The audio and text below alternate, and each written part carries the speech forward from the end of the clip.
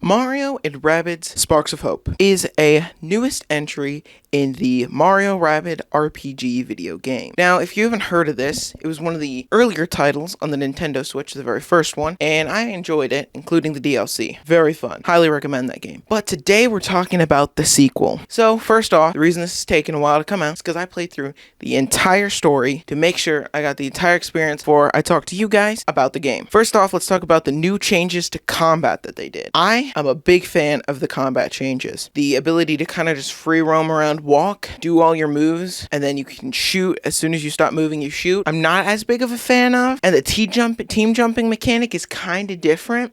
I'm still haven't fully processed what I want to feel about that yet. So I think it's okay though. It's something different, mixes things up, and the new weapons they get are super awesome. The Rabbids Mario's like shooting gloves, Mario getting 2 guns instead of 1. That's pretty awesome. And just a different change up to the formula, which is super great. Now the story, I think, kind of takes itself a bit more serious in the new Rabbids they introduced. I'm not a big fan of, but the story is quite enjoyable with different locations, different scenery, a bit more of a grandiose story, still tying it into the first one. It's very interesting, and I like the way they're going with this. Now, for what I can see, they completely removed multiplayer though, which I don't get. I really enjoyed the multiplayer of Mario Rabbids. I really enjoyed the 1v1, building a team and then going at 1v1 in battle. It was pretty awesome in my opinion, but they completely removed it to my knowledge. I mean, you could tell me in the comments if I'm wrong. So let's go into a review. Numbers. Let's go with numbers. Let's talk numbers. I'm going to say an 8.5 out of 10. It's very good.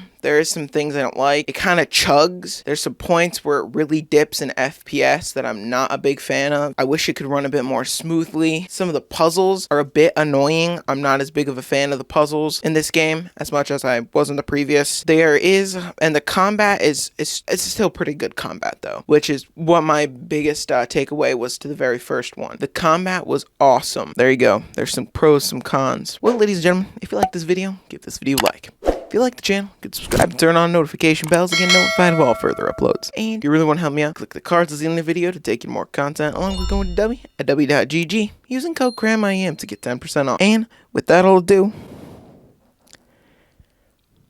adios.